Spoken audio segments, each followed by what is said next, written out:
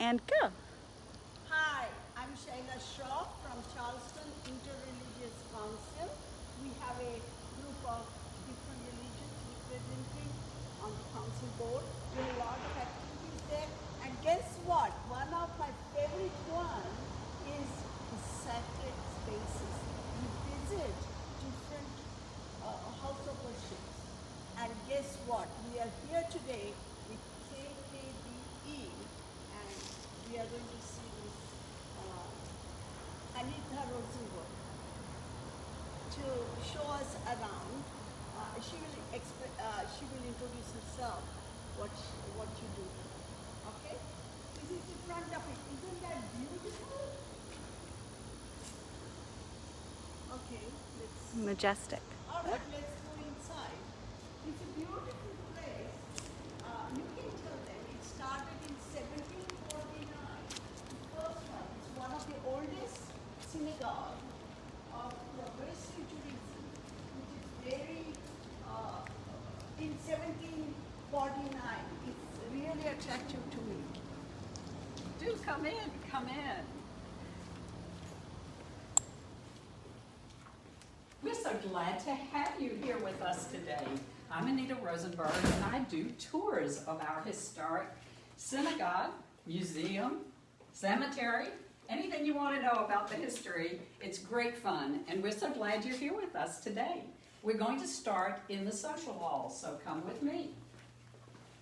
And believe me, we are going to come here sometime. When the corona is gone, we are going to come here and spend good time here.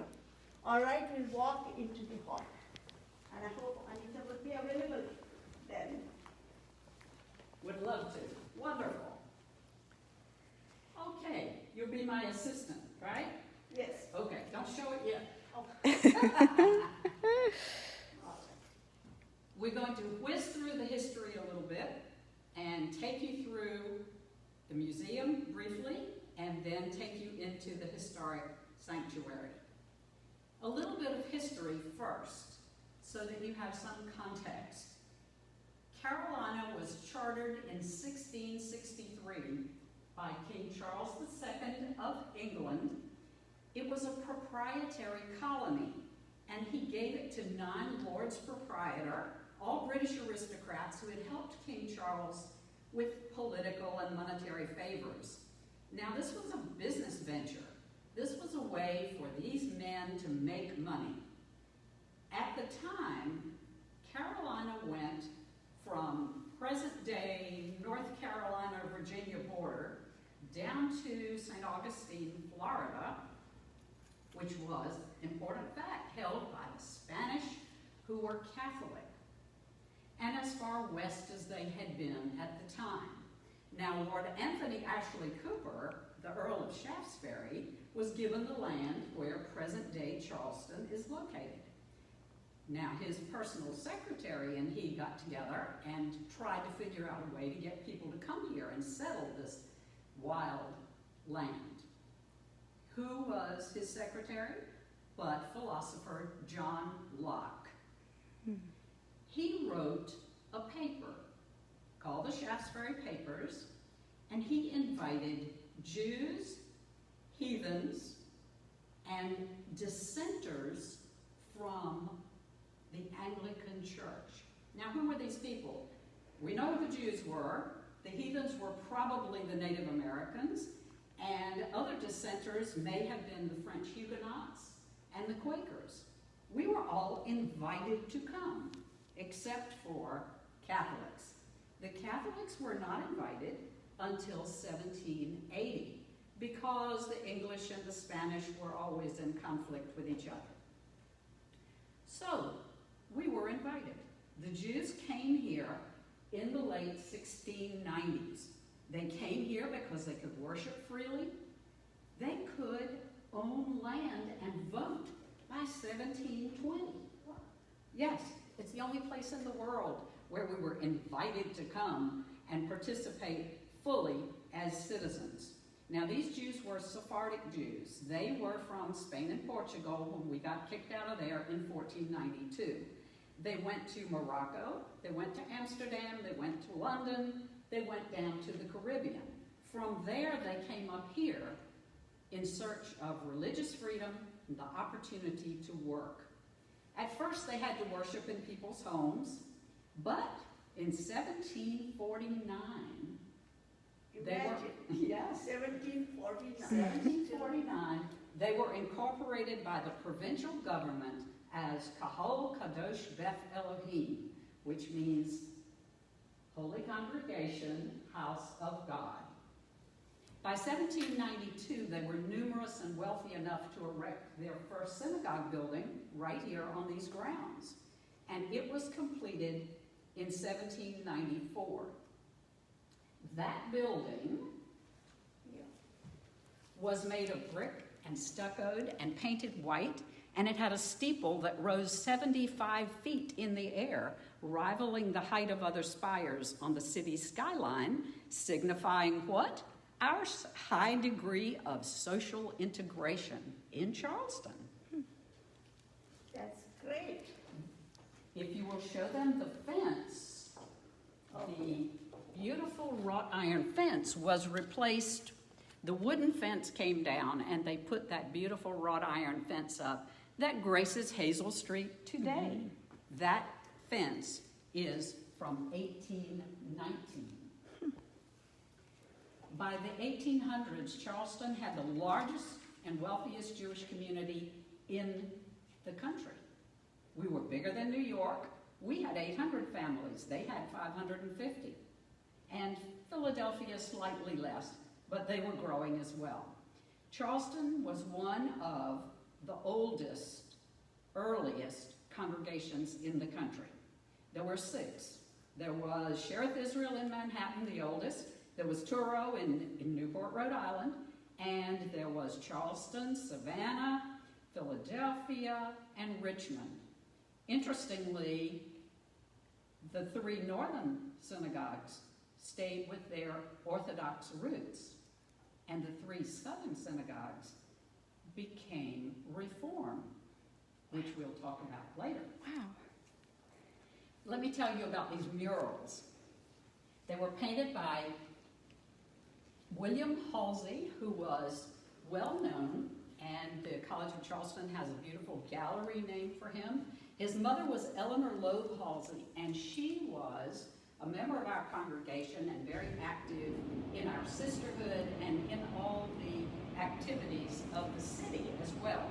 Eleanor Loeb Halsey was very well known in the city.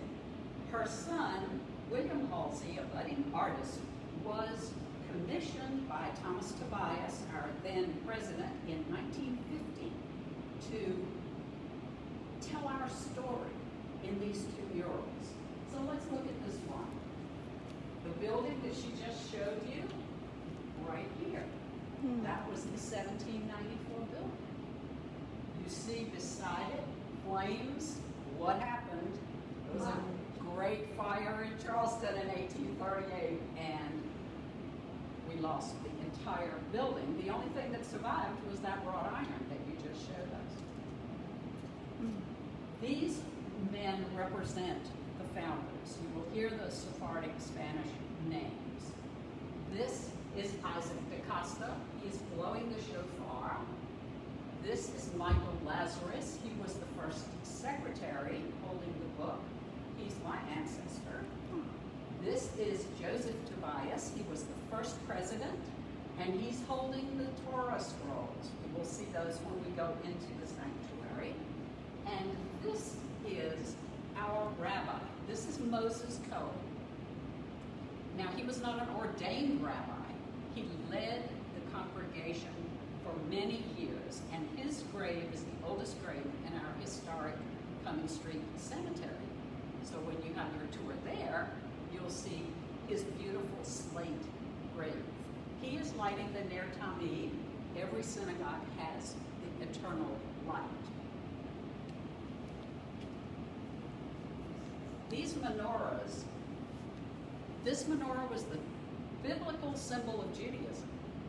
So when the temple was destroyed in Jerusalem in 70 AD, this was the menorah that was there. The priests were heartbroken. They said, we are forever in mourning. We'll never have priests again. We'll never have music. This is to remind us we are taking the center candle out of the menorah. And if I forget you, O Jerusalem, cut off my right hand.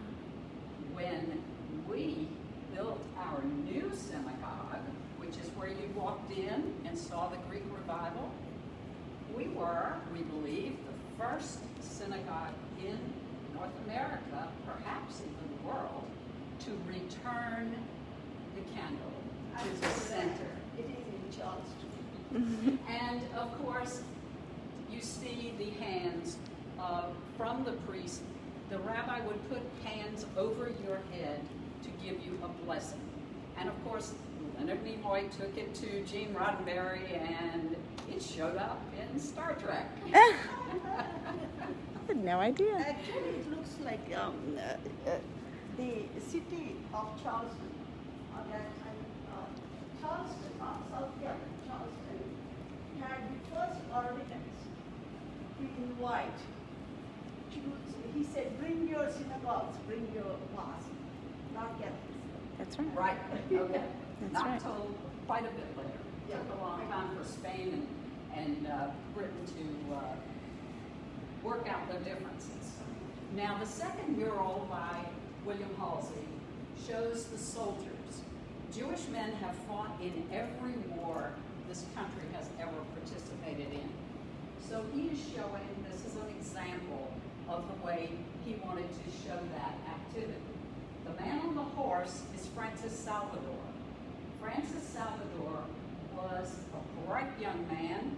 His family was majored in the East India Company. They lived in London, and they had changed their name. Now, we don't know whether they changed it for business purposes or why they changed their name. But when they worshipped at Bevis Marks Synagogue in London, they worshipped under their grandfather's name. His name was Jeshurun Rodriguez. So Francis was named after Francis. And as well, when he came to this country, he came to start his own life and his own business. His uncle, who was also his father-in-law, because he married his first cousin, his uncle and father-in-law had been given a king's grant of 100,000 acres in upstate South Carolina, most unusual for a Jewish family to be given a grant of land. So Francis bought from his uncle 7,000 acres and came to this country from London to start his own business affairs. He would bring his wife and children when he was established. Well, he got caught up in the revolution. We were just about to have a revolution. In 1774 and 75, he was elected to the Provincial Congress, the first Jew elected to public office in this country. Then, sadly, the rest of the story is that he was also the first Jew to die for the Revolutionary War cause. He was our Paul Revere. He went into the countryside to warn the villagers that the British were arming the Cherokees with whiskey and rifles. Not a good combination. He was ambushed by the side of the road and left there to die. This is Abraham Alexander, also in the uniform of the Revolution. He was our reader for 20 years. These people had to have another way to make a living because they were volunteers at the synagogue. He is holding the flag of the colonies and his prayer book. This figure represents the Confederate soldiers who fought in the Civil War. This would probably represent Judah P. Benjamin, who would be the best known name other than Jefferson Davis. And he has head bowed and sword broken as the South lost. Now, Judah B. Benjamin was Secretary of State. He was never in this uniform, but we think that that was why it was portrayed this way. When you visit an old cemetery, you will see an obelisk like this cut off at the top. The family is telling you the mighty have fallen. Over here represents a soldier from World War I or II, and perhaps the guns of Dunkirk in the background there. It says, proclaim liberty throughout the land unto all the inhabitants thereof, as is on our Liberty Bell.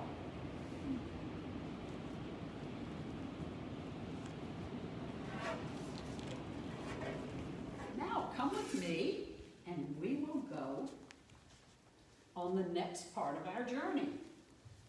When you walk out these doors, look up over the door, and you will see 4 of the original 8 cornerstones. Now, these men were Masons. They belonged to the Masonic Scottish Rite Masonry. So they would have laid out their early buildings in the Masonic style. There were 4 of these cornerstones for the building and 4 for the porch. We were doing some construction in the 1950s, and lo and behold, we found these 4 cornerstones. So we were very excited, and they're mounted there for all to see, and they are translated here in the museum. So we know that that's how they paid for the building, by selling the opportunity to lay a cornerstone. So, and we know the men who laid the cornerstones. These panels show our history, 300 years of Jewish history right here. And they were part of an exhibit that traveled nationwide and explained all about Jewish life in the Carolina colony. So this was a very big undertaking by McKissick Museum and Dr. Dale Rosengarten of the College of Charleston. It traveled, it was very successful, and when the exhibit came back, the hard objects went to the people who owned them, who had lent them, and we got these wonderful panels. That's good. So come down here. Here is Francis Salvador meeting his end. That was in the Washington B'nai B'rith Museum, and it is now in our museum.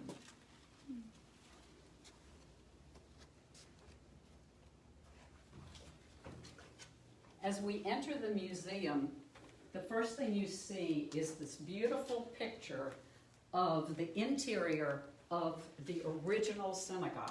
This was painted from memory by Solomon Nunez Cavallo. It is a remarkable painting that we have the original for.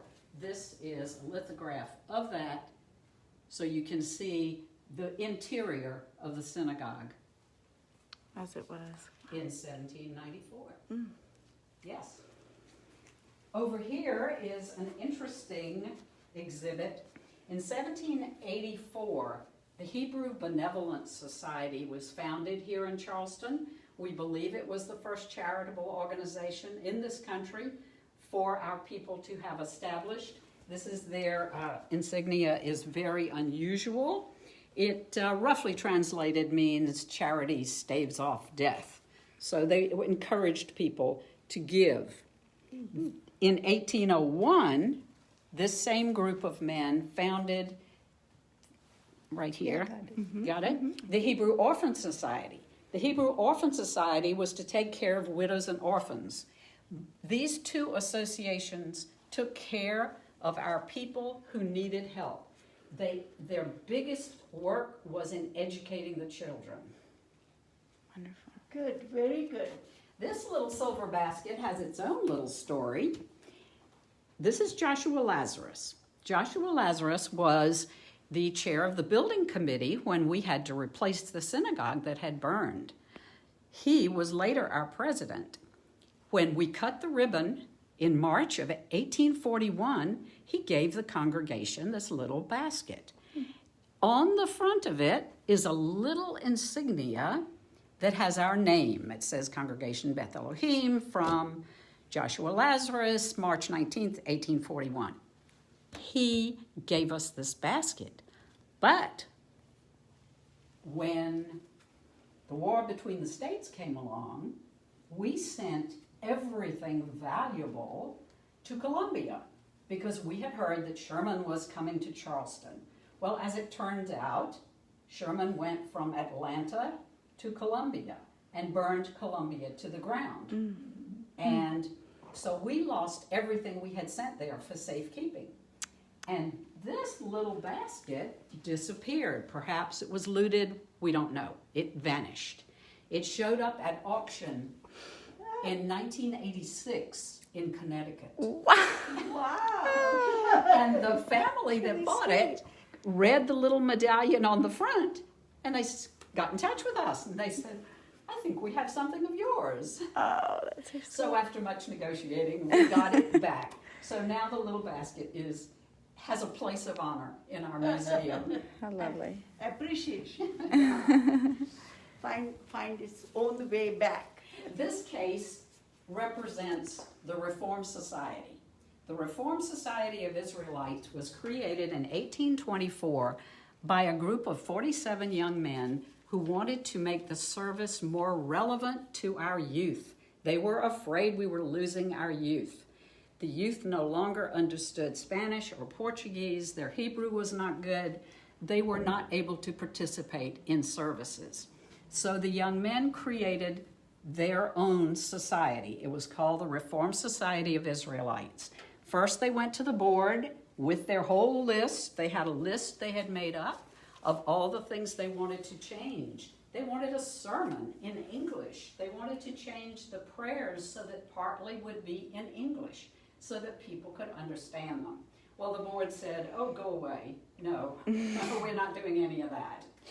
And so they did. They went away. They were Masons. They went around the corner and worshiped in the Masonic Hall. And they stayed there for about 9 years.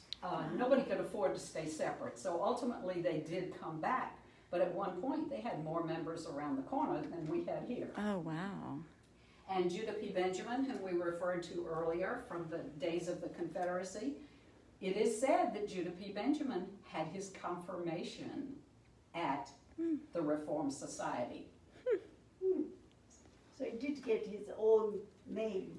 Yes, he did indeed. We're very fortunate to have beautiful biographies of Isaac Harvey, who was the leader of the Reformed Society. This one was written by one of our uncles many years ago, L.C. Moise, and this one was written by Rabbi Gary Zola, who is director of American Jewish Archives in Cincinnati. So we have these wonderful biographies. We also have Isaac Harvey's prayer book. This is a reproduction, of course, and he had written his prayer book in transliteration so his sister Caroline could follow the service because she didn't know She Hebrew. didn't understand. Yeah, it's so nice. I just surprised. Look at his penmanship. Oh, yes. Fantastic. Well, he was a playwright, he was a journalist, he was also a teacher, and so his Very handwriting is beautiful. beautiful. And Abraham Moise, David Nunez Cavallo, and Isaac Harvey were the leaders of this reform movement. Penina Moise, whom you see in the big portrait over here, Penina was Abraham Moise's sister. She was our aunt, our great aunt, and she composed all the poetry that became the very first hymnal that these young men published. And we are very fortunate to have copies of her beautiful works. And she too is buried at our historic Cumming Street Cemetery when you visit there. This little lady in the corner down here is Sally Lopez, and she founded the very first religious school for Jewish children in the South. Penina was her teacher and later her principal. So they worked together. Rebecca Gratz did the same thing in Philadelphia, and they knew each other and exchanged lesson plans. And we have their letters, so we know that they did. That's so wonderful. The children had the same curriculum. This is the Confederate section. Most of the items in here belong to one of our congregants who lends them to us on a rotating basis, so we're very fortunate to have this display. This is the Jefferson Davis cabinet with Judah P. Benjamin on the far left-hand side. Judah P. Benjamin had a very interesting career, and after the South fell, he went back to London reinvented himself as a barrister. He was a lawyer of note. He was so brilliant. And he really left a lot of British law that there's still in effect today. Yes, he is right there on the $2 bill. He's on the $2. Wow. He's Yes, there on he the bill. is. He had a very tumultuous life, but he was the advisor to Jefferson Davis. This is the Washington letter. Now, this is a copy, of course, but when George Washington became I'll the check it first president, several congregations wrote to him. Philadelphia, New York, Charleston, and Richmond wrote this letter, and they reminded him that we were founded on religious freedom, and they wanted very much to remind him of that and to be assured that we would have religious freedom. And he did respond. He wrote back and assured them of our safety in having religious toleration in this country. Wow. Now let's go into the sanctuary. Excellent.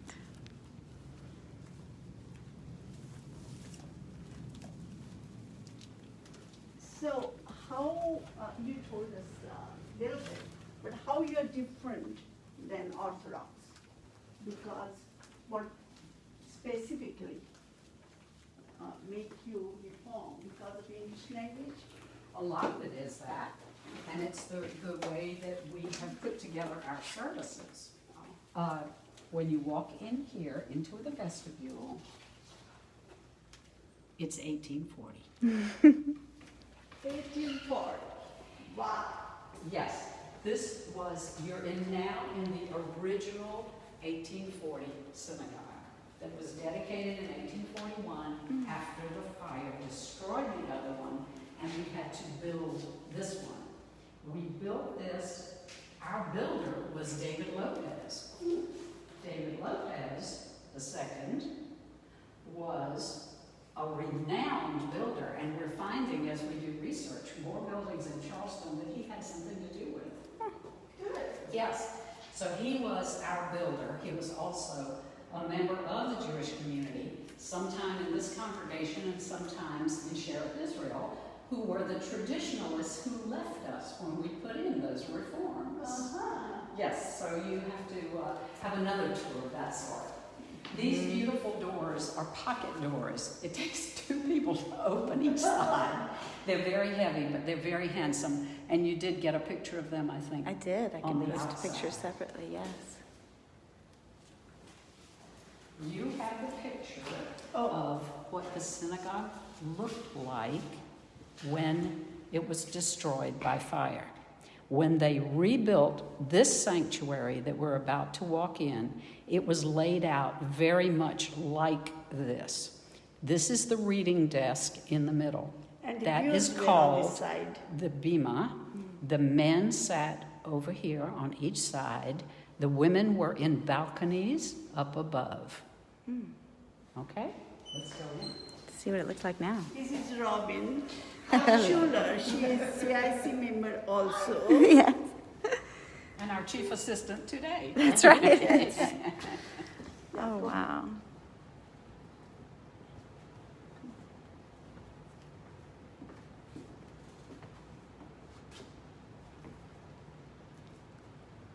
Looks a little different than from the picture, Breathtaking. right? Breathtaking today. It's What gorgeous. I like about the sanctuaries is that there are so many years of prayers. They're I all feel resonating. that. They're That's why resonating in the air. Mm-hmm. And we call that's why sacred spaces. It's the sacred space, and that's what I love it. This is, if you can get a picture of this seam in the floor here. Yes, yes. According to her picture now, there would have been, the reading desk would have been there. They would have brought the Torah scrolls out, the 5 books of Moses, in Hebrew, in these ancient scrolls, which we'll show you in a minute. They would have marched around, the men would have, and then they would have gone to this reading desk, the Bima, B-I-M-A-H. It would have been just right here. This is where it was located in 1840. So you see the stripes in the floor. I do. All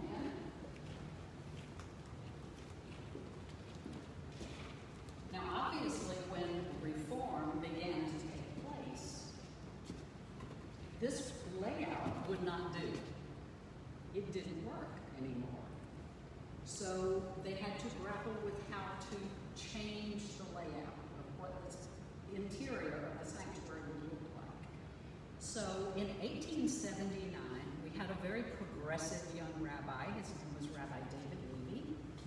And he got the board to agree, and he came out on the bima and he said, "Ladies, come downstairs. We are going to be the first place where families will sit together, men and women and children, all in the pew together." I can feel it. Everybody coming down the stairs. Yes. Wow. As soon as I walked in, I told her, this is kind of a religious, us all meeting together, and all of them are women. It wouldn't have happened. That's years ago. All women making it happen. That's right. At least in this case. You will see that there were balconies all the way down both sides. Well, what happened? In 1886, Charleston had a huge earthquake. It was devastation. 12,000 chimneys were seared off the roof. It was really unbelievable. So we lost our windows. We happily had plain, clear, glazed glass windows with shutters. But these beautiful stained glass windows were on back order. They had been designed. They did not arrive until 1888. So we were very, very fortunate. And if you look at them, you'll see that they were designed to fit under those balconies because all the artwork is at the bottom. Oh, I see. So the balconies came crashing down in the earthquake, and they didn't put them back. They redesigned the back balcony, which held the controversial organ. So the balconies in the back stayed. These two disappeared. The reading desk was moved up here, and this railing, which was around it, was reused. Oh, that was. So that's the railing from the balcony. Yes, Look at the artistry. yes, beautiful, beautiful. Even I like your railing there. It's so nice. Yes, beautiful. And look at this. We've just I done did, I a took the huge ceiling. renovation project to repair a lot of damage in the ceiling, and we have a wonderful video explaining it all. So that's for another Yeah. day. Okay. That's for Yeah, another you day. have one of Now, them on. we will go up to look at the Torah scrolls. How it will open the doors for us. And this is the original railing from the original building. Balcony. Now, these doors were warped in the earthquake, so we weren't able to open them this way. They had originally folded, but we had to open big doors like this. So we had just in our renovation had a wonderful carpenter who has now made our doors fold. Isn't that wonderful? That's so beautiful to see. Beautiful. Now, David Lopez, the builder, went to New York, spent a month with a cabinet maker, and they designed and hand carved this beautiful ark. Look at that. The acanthus leaves, the egg and dart molding, which matches all throughout the building. Egg and dart meaning stood for life and death, so that you would contemplate as you stood here. And here are our beautiful Torahs. This one is a Holocaust survivor. We think it came from Holland. We do not know a lot about it. This one was given by a family long ago. This one was commissioned by our sisterhood. Our women's group commissioned this one, and it's only about 15 years old. So it's very new and easy to read because the parchment in the older ones makes it very hard to read if we haven't had it completely repaired. And these are written by a scribe, one letter at the time. They cannot, there's no erasing. If you make a mistake, you have to That's start it. over. No whiteout. I was talking to my husband about it yesterday. I said, Look at that, I write one page and I have so many scratches. Remember those people we saw in Israel? That's right. They write one at a time. One at a If there time. is a mistake in the whole page, It's just gone. Gone. Gone. True for Taurus. And this tiny little one over here is a survivor of the American Revolution. It was in the possession of a family, and they gave it to us. Yeah. Very nice. So when do you open it? With every service you open it? Yes, on Saturday morning, our Shabbat, our service, our Saturday morning service, the Torah is taken out and read. Every verse, every chapter moves from week to week to week. And at the end of the year, we've gone all the way around and we start over with Genesis. Oh, So wow. they have 300, how many pages are there in school? Oh, 52? When this scroll is opened, it goes all the way around Oh. the building. So you So probably one mean like chapter at a time. one chapter at a time, exactly. Yeah. It's so Exactly. 52 chapters. We split it up, Well, and it's sometimes split up, we yeah. do doubles because it has to, It has to work. Right. If you come back to the same for a year. But we end and we begin at the Okay, so same it's like service, so the cycle never breaks. And which Torah do you take out on a regular basis? Is it the middle? Yes. We the take one- all of them out for people to see, but to open and to read, frequently it's the Sisterhood Torah because it's the The newest latest. one. So the Bar and Bat Mitzvah children would use that one. Yes. It's beautiful, beautiful. It's much easier to read. Yes. Now, two things up here, while you're up here. Ner Tamid, eternal light. Every synagogue has an eternal light, signifying the eternity of God. This one was given by the ladies in 1840.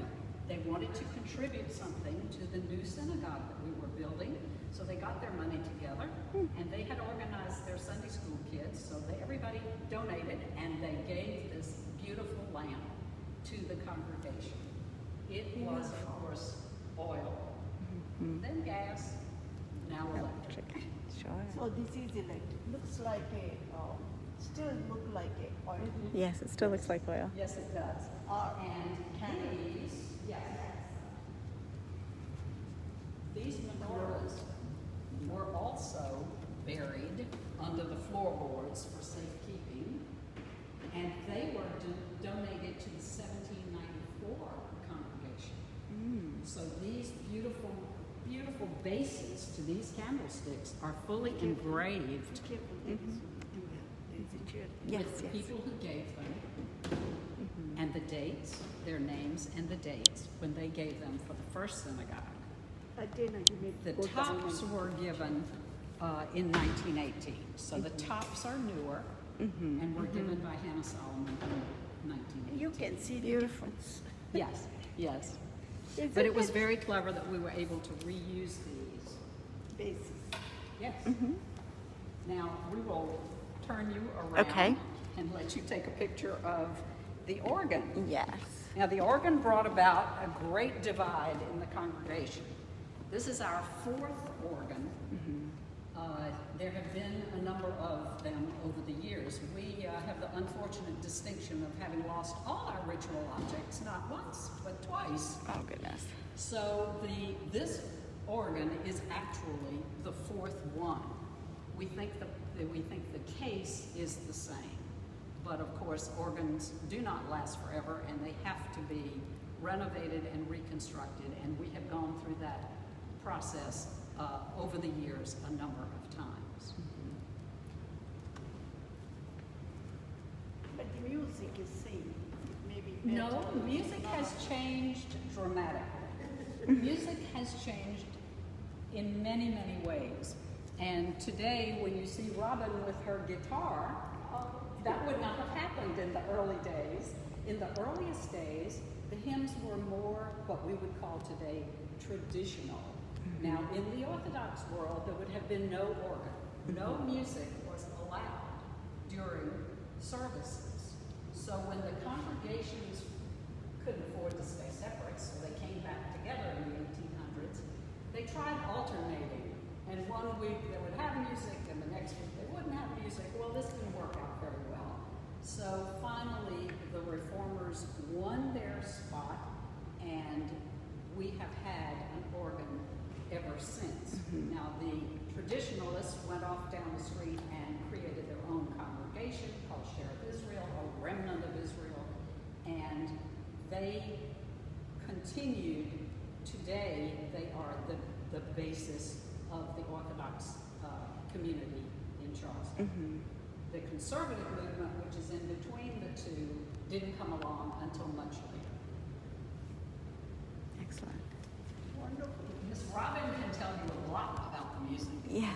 Because now it's drums and guitars and all kinds of things that they would have been horrified at. A woman playing, that's right.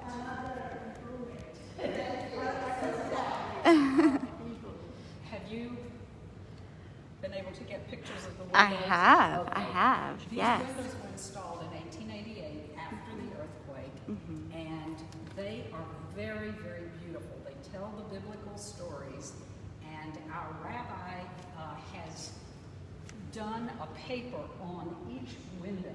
So that too is a story for another day. But she explained every single window and what it stood for and how it was created. It was so nice of you to give us a very shortened tour. I'm very happy. First of all, I know these places. Okay, I just feel that I walked into somebody's heart, actually. And, You have, yes. for sure. And I had a question, but with all these different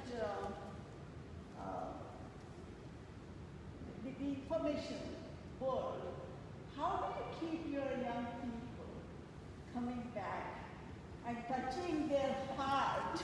That's one way. Because that's where the Robin, right. love for God comes.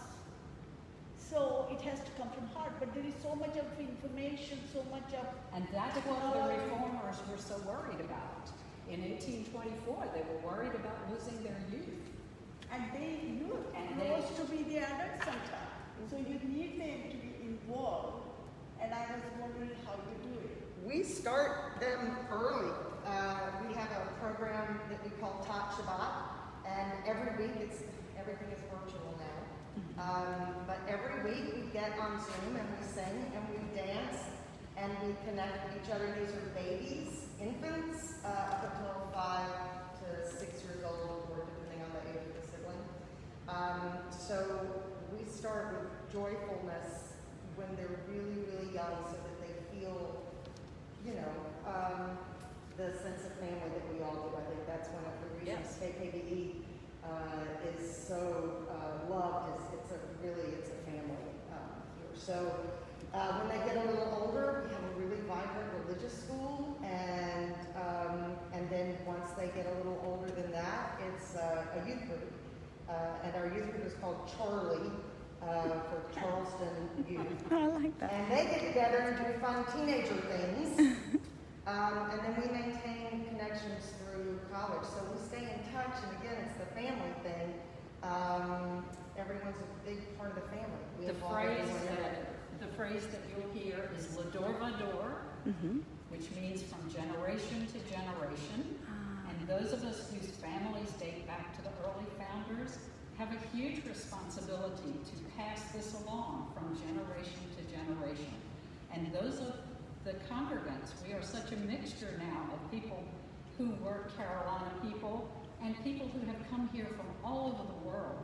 So that's a great benefit to our congregation, is that we have people from everywhere. And that helps us pass it along, Lador Vador, from generation to generation. That is beautiful, Adore Vador. It is. How many people are in the congregation? How large is the... Our congregation has about 500 family units, and we are the largest Reformed congregation in the state. We are the largest Jewish congregation in Charleston. Oh, wow. Wow. we would love to open. We're so grateful to you, for one. Thank you for showing your space to us and for giving us this opportunity. And it is a rare opportunity to be able to see online virtually, because obviously anyone in the world can see it now and get a sense of what this amazing congregation in Charleston, South Carolina looks like and feels like. And so we're grateful to you for giving us this opportunity. Thank you so much for coming. Thank This is you. our pleasure, and hopefully, before too long, we'll be able to open for tours. Yes. Everybody can come in for real. That's right. And are your service? Because Yeah. some of the things you have to experience. Yes. You can see them on videos and all, but it doesn't give you the sense of being there. That's right. That's exactly right. Absolutely. So we invite everybody back. Yes, we're so grateful. And yes, post COVID, if we get to that point, hopefully it's sometime soon, people can come and get tours, and also Tours of the synagogue, we do tours of the cemetery, the historic cemetery, which dates back to 1752.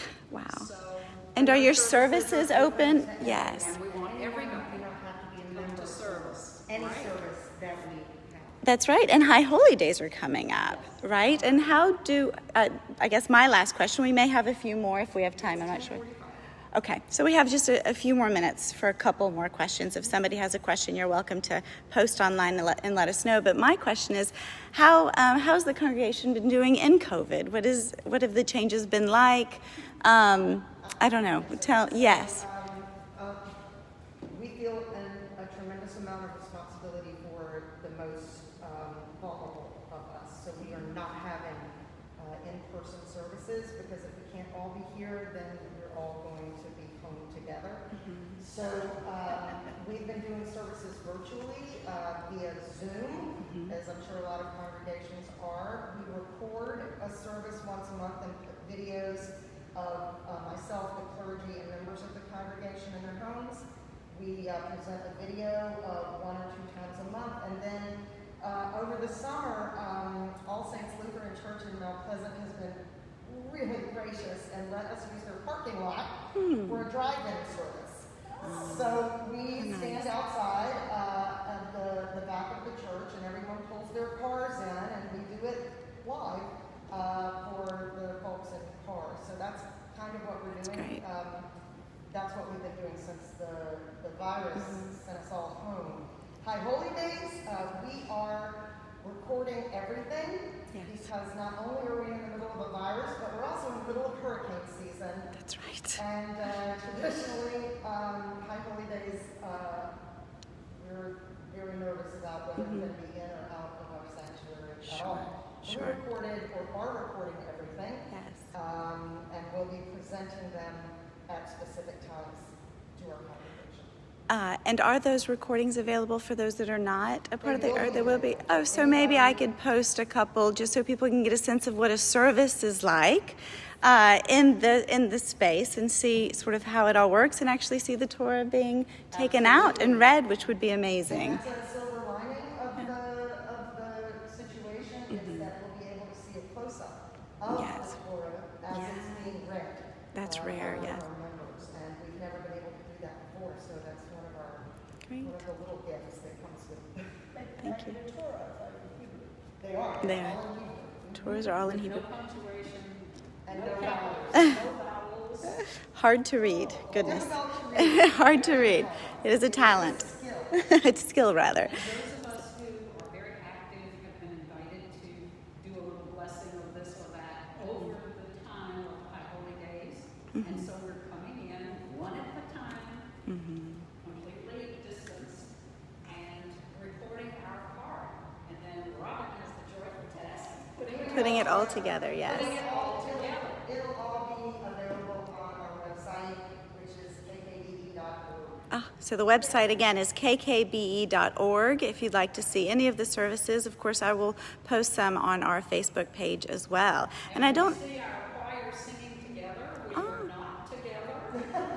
they're just, All in our own little corner of our house, and then we send it off, and they put it all together, and we are merged, and you would think we were together. Now that is a skill, Robin. So well done. So I don't see any particular questions. If you have other questions online, we can. You're welcome to post them on our Facebook page, and we can get to Robin or Anita and answer those questions for you. We're grateful for all of you who were able to come into this beautiful space virtually with us today. We hope you have a wonderful day. And I will just finish showing the entire beautiful sanctuary here, and then I'm going to sign off. Thank you all, and thank you. Thank you, Shayla, for introducing us. Thank you. Be well.